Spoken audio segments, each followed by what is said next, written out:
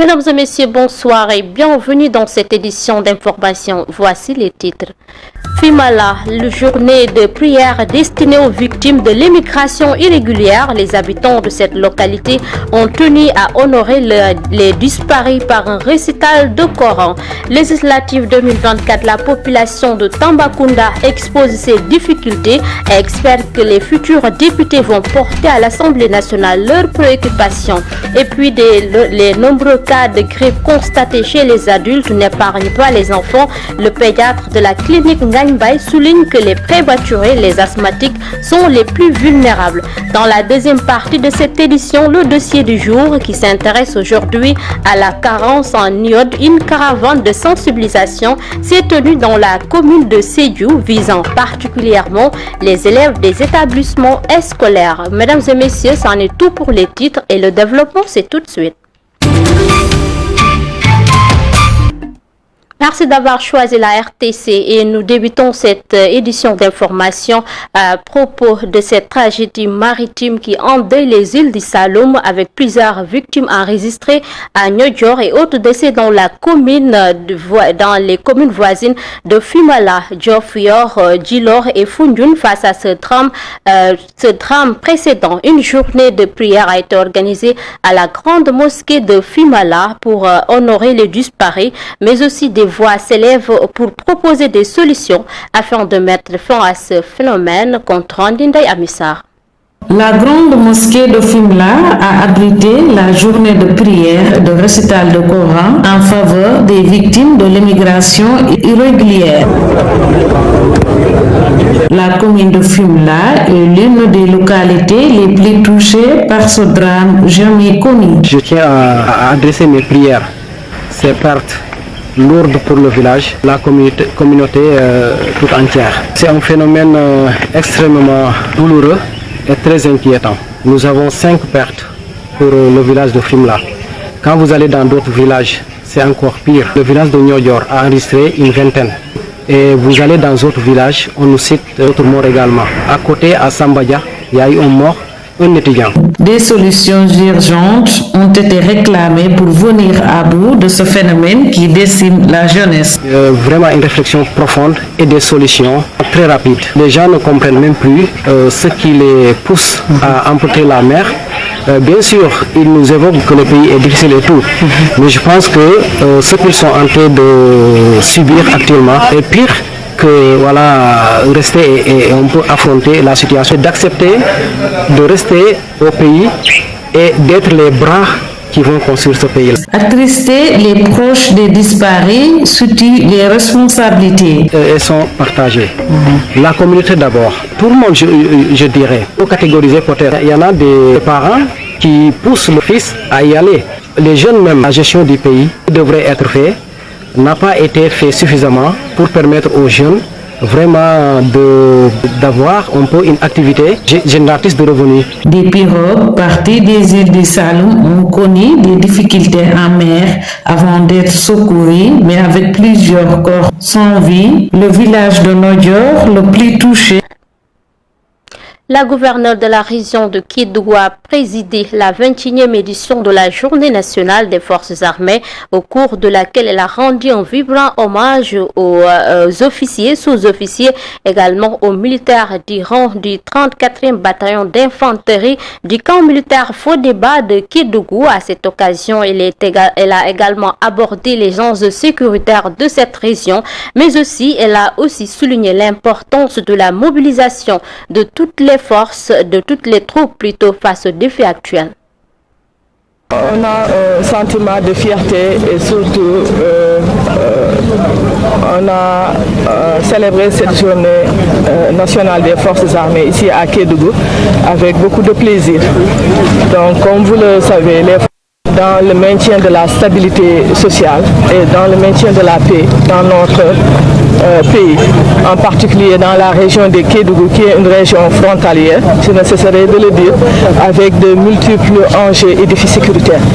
Donc aujourd'hui, vraiment, elles sont à l'honneur. Donc je tiens particulièrement à les féliciter, les encourager pour les efforts inlassables qu'ils ne cessent de nous apporter chaque jour. Donc si nous pouvons dormir tranquillement et en paix, c'est grâce à elles. Donc aujourd'hui, on les célèbre, on célèbre les forces de défense et de sécurité, on les encourage et on leur renouvelle notre disponibilité, notre accompagnement et notre soutien entier dans le cadre de l'exercice de leurs missions qui ne sont pas faciles. C'est qu'on a vu également une montée en puissance de ces forces de défense et de sécurité. Donc comme vous l'avez vu avec les équipements qui sont là, vraiment l'État est très bien conscient du renforcement de la sécurité dans cette partie du territoire qui est la région de Kédougou. Agriculture à présent suite à l'introduction de nouvelles variétés de semences d'arachide à ficelle par le biais de l'ANCAR. Des organisations de producteurs en provenance de Mewan et Sandiara ont rendu visite ces parcelles agricoles. À cette occasion, le chef de service ANCAR, Zone Niaï, est revenu sur les objectifs de cette visite d'échange. Il est au micro de Pape Kairé.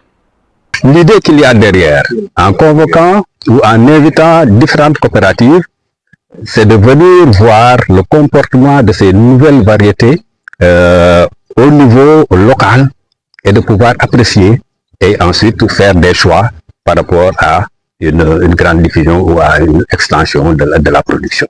Quelque chose que je voudrais préciser davantage, c'est d'aller vers la vulgarisation de nouvelles variétés qui sont adaptées au changement climatique. Donc avec maintenant l'appréciation propre des producteurs eux-mêmes, qui sont censés travailler sur ces variétés et qui ont connu d'autres variétés. Donc maintenant, avec ces nouvelles variétés, s'ils apprécient et qu'ils voient que c'est des variétés qui sont adaptées à la zone, donc ça c'est le 55, voilà, donc qu'on le donne. Vous voyez ce que ça produit en termes de graines en cette période-là et ce que ça produit en termes de fourrage. Et ces deux étant vraiment des productions ciblées par rapport à la production d'arachide, parce que tout ce qui est graines, c'est important pour la consommation, c'est important pour la transformation, mais tout ce qui est fourrage, c'est important aussi pour la production animale en termes de consommation de fourrage pour le bétail. Le président de l'Assam, Ansouman John, dénonce l'acharnement de la gendarmerie près du centre de Bouchra qu'il attribue au ministre de la Santé. À cette occasion, il appelle le président de la République et le Premier ministre à intervenir et réfute également les rumeurs rapportées à propos de la fermeture du centre, précisant qu'il s'agit d'une structure privée. Il est au micro de Tening Tchare. Et depuis quelque temps, la gendarmerie n'arrête de faire des descentes inopinées. J'ai saisi nos avocats qui nous ont clairement dit qu'ils suivent de près la situation. Nous ici, nous n'avons absolument rien à nous cacher. Les gendarmes étaient là ce matin pour dire-ils, oui, cette enquête, c'est une enquête administrative, il se pourrait que même des manquements du centre puissent être comblés. Je le dis, nous n'avons pas de manquement. Nous n'avons pas besoin de psychiatres. En réalité, c'est le service psychiatrique de Kaolack qui est logé au district sanitaire de Kaolack qui veut mettre la main sur une structure privée. Si nous sommes dans un état de droit, si nous sommes dans une république, une telle chose est impossible. Il m'appelle encore tout de suite pour me dire, oui, je veux entendre un des accompagnants. Ici, nous n'avons pas d'accompagnants. C'est des membres de l'association qui surveillent les malades. Entendre quelqu'un comme si nous sommes des malfaiteurs. Si la gendarmerie, si nous sommes dans un état, je le dis au commandant de la gendarmerie, si nous sommes dans un état gendarme, qu'on nous le dise, il faut que, pitoyable ministre de la Santé, ce ministre de la Santé incompétent, devenu célèbre de façon très ridicule, avec une vidéo devenue virale, que ce ministre de la Santé, Ibrahim Sy, nous laisse tout tranquille. Il n'a pas voulu mettre les pieds ici chez nous. Nous faisons un service public. Les Sénégalais sont conscients de ce que nous faisons. Alors pourquoi cet acharnement? Lui et son équipe ne parviendront jamais à mettre la main sur cette structure qui nous appartient de... Et puis, les nombreux cas de grippe observés chez les adultes n'épargnent pas également les enfants. Selon le pédiatre de la clinique Ngagne-Baye, les consultations ont nettement augmenté ces derniers jours. Les enfants prématurés, asthmatiques ou ayant moins de 3 mois sont les plus vulnérables, dit-il. Je vous propose de l'écouter. Nous recevons beaucoup plus de patients que d'habitude et la plupart d'entre eux présentent les mêmes symptômes. Donc c'est une bronchiolite, des difficultés respiratoires, tout ça, avec des vomissements après la toux, parfois de la diarrhée, de la fièvre, un écoulement nasal. Et l'enfant ne mange pas, ne boit pas et n'est pas en forme. L'enfant est asthénique comme on dit. Le virus se dissémine facilement en collectivité. Il y a des enfants qui sont plus vulnérables que les autres. Les enfants qui sont nés prématurés, les enfants de moins de 3 mois, les enfants qui sont nés avec de très petits poids, les enfants asthmatiques. Il faut particulièrement les protéger. Lorsque votre enfant a une bronchiolite, il faut continuer à l'alimenter. S'il a l'âge de prendre son eau, de lui donner son eau, de lui laver le nez, d'humidifier l'atmosphère, de lutter contre la fièvre s'il y a une fièvre avec du paracétamol, et surveiller l'enfant. Et si les jeunes, s'il a des difficultés respiratoires très marquées qui gênent l'alimentation, ou bien il a moins de 3 mois, il faut aller consulter les spécialistes. Législative 2024, les habitants de Tambacounda se sont exprimés sur les missions confiées aux élus du peuple. Ils ont à cet effet également mis en lumière les difficultés auxquelles ils font face. Ces habitants appellent solennellement les députés locaux, une fois élus, à porter à l'Assemblée nationale les préoccupations majeures des Tambacoundois. Reportage Keba Kebe. Pour cette nouvelle législature, nous nous sommes approchés aux citoyens pour recueillir leurs avis sur les attentes. Notre intervenante fait focus sur le rôle des futurs parlementaires. Nous ne sommes plus à l'ère des applaudissements et du lever la main. Donc nos futurs représentants à l'hémicycle doivent au moins s'imprégner des lois et des textes. Si le député ne peut pas exploiter convenablement les documents qui sont soumis à son appréciation, comment pourrait-il comprendre les enjeux et en définir une position objective? Notre deuxième intervenante de Koussanar s'est appesantie sur les problématiques prioritaires locales. Nous voulons des usines au niveau de la région pour permettre aux jeunes de travailler.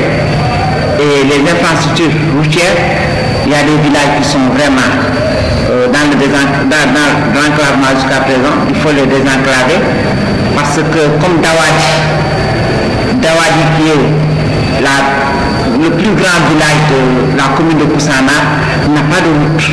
Chaque année, nous remarquons beaucoup d'accidents à cause de la route qui est défectueuse. Et il y a la route de Makokoli-Bantan Koussanar aussi. En tant que des citoyennes très averties des exigences du développement, elles ont aussi porté le plaidoyer pour une Assemblée nationale qui soit au-dessus de la mêlée, qui puisse prendre de la hauteur afin d'éviter les offenses, les agressions verbales et physiques. Mesdames et messieurs, à présent, le dossier du jour.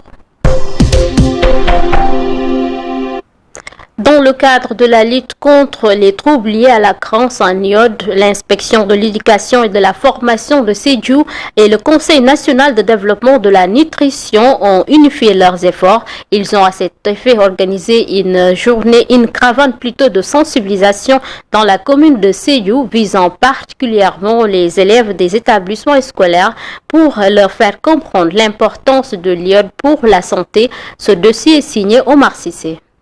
Cuisine adéquatement iodée pour la santé et le bien-être de nos familles. famille. La carence en iode est un problème de santé publique qui entraîne des troubles graves tels que le retard mental, les problèmes de croissance ainsi que des complications liées à la grossesse, en particulier dans les régions où l'alimentation est pauvre en cet élément essentiel. Les conséquences sont nombreuses. Déjà au niveau des femmes, il y a ce qu'on appelle les avortements répétés, les fausses couches, donc la néomortalité. Donc ça c'est des cas qu'on rencontre souvent. Bon, on n'est pas en train de dire que tous ces cas-là sont causés par la carence en iode, il faut le dire. Mais effectivement, il a été démontré que effectivement, la carence en iode peut entraîner effectivement ce genre de conséquences. Mais chez les enfants, souvent il y a des cas, quand c'est une conséquence, en tout cas la carence est au niveau extrême, souvent il y a ce qu'on appelle le crétinisme. C'est un enfant qui, par exemple à l'âge de 10 ans, se comporte comme un enfant qui a 3 ans par exemple, qui ne peut rien faire par lui-même. Mais ça c'est les formes sévères. Et il y a le goitre aussi chez la femme, j'ai oublié de le dire. Beaucoup de cas de goitre sont dus à la carence en iode, même s'il y a d'autres cas de goitre qui sont dus à autre chose. Mais ce qui est plus sournois, le plus dangereux, c'est le retard mental, la baisse du coefficient, ou du quotient intellectuel chez les enfants. Afin de sensibiliser la communauté à la carence en iode qui touche une partie importante de la population locale, notamment les ménages vulnérables, une caravane de sensibilisation a sillonné les artères de la commune de Sédhiou sur l'initiative du Programme national de développement de la nutrition en collaboration avec le ministère de l'Éducation nationale à travers l'inspection de l'éducation et de la formation de Sédhiou. C'est une caravane de sensibilisation qui a regroupé toutes les écoles élémentaires publiques de la commune de Sédhiou et les 3 collèges publics aussi de la commune. Alors l'objectif c'est de sensibiliser les communautés sur l'utilisation du sel iodé, sur son importance et sur le danger qu'il y a à consommer du sel, uniquement du sel non iodé. Depuis un certain nombre d'années, on a noté une stagnation par rapport au retard de croissance. Cela veut dire que quelque part il y a des efforts à faire pour relever ce niveau de retard de croissance et ça a fait appel à beaucoup d'interventions et parmi ces interventions, effectivement, la lutte contre les carences en micronutriments occupe une place importante. Dans le département, la nutrition connaît des fortunes diverses. Il y a quelques écoles qui sont accompagnées par des partenaires, des projets qui interviennent dans le département. Donc à travers un renforcement de l'alimentation, à travers des supplémentations, mais cela ne couvre pas toutes les écoles. Voilà. Il est toujours important, ça c'est un point de départ, ce que nous avons fait ici dans la commune. Nous allons essayer aussi de voir, avec ou sans le partenaire, comment aussi impliquer toutes les communes du département dans cette sensibilisation parce que c'est extrêmement important. Conscient de la gravité des maladies liées à la carence en iode qui affecte un enfant sur 2 selon les études, ces élèves ont l'intention de jouer un rôle clé dans la transmission des messages de sensibilisation auprès de leurs camarades et de leurs familles respectives. Il constitue d'abord pour nos élèves une occasion de montrer à toute notre implication et notre engagement pour cette cause pour laquelle nous sommes les premiers concernés. Aussi, nous voulons devant vous nous engager à faire de notre mieux pour la sensibilisation de nos familles et de nos camarades sur l'importance de consommer du sel adéquatement iodé. Nous voulons ensuite appeler à une plus grande implication de tous, car ensemble nous ferons la différence. Venu présider la cérémonie de clôture de cette randonnée pédestre, l'adjoint au chef de l'exécutif départemental a insisté sur l'urgence de renforcer les efforts de tous les acteurs pour relever les défis de malnutrition dans le département de Sédhiou. Je voudrais par conséquent exhorter tous les acteurs impliqués dans la stratégie d'adaptation du sel, notamment les services de contrôle, les autorités territoriales et les partenaires au développement à poursuivre les efforts pour l'atteinte des objectifs de l'État en la matière, en vue de réduire considérablement la carence en iode et ses effets de bord au sein de nos populations. L'autre enjeu relatif à la consommation du sel iodé, comme vous venez de le constater, et qui a été martelé par l'essentiel des élèves, est d'accroître l'intelligence des enfants, de réduire également les avortements des femmes et d'améliorer les revenus des producteurs et vendeurs locaux. Au regard de toutes ces considérations, Le choix de l'école pour porter le plaidoyer sur la lutte contre les troubles de la carence en iode n'est pas fortuit. C'est pourquoi faire ce plaidoyer suppose un engagement fort, un renforcement des connaissances et compétences des enseignants et des élèves et la mise en œuvre d'une campagne de sensibilisation sur la promotion de la consommation de sel iodé grâce à l'école. À Sédhiou, cette marche de sensibilisation a permis de poser les bases d'une lutte collective contre la carence en iode en réunissant élèves, enseignants, autorités locales et acteurs de la santé. Cet événement a contribué à renforcer la prise de conscience sur l'importance de l'iode pour la santé. Le travail de sensibilisation devra se poursuivre selon les organisateurs pour garantir une couverture nutritionnelle complète et un avenir plus sain pour tous les habitants de la région. Mesdames et messieurs, c'est ce dossier qui met fin à cette édition d'information. Merci de votre aimable attention. L'information continue quand même sur www.iracsenegal.sn.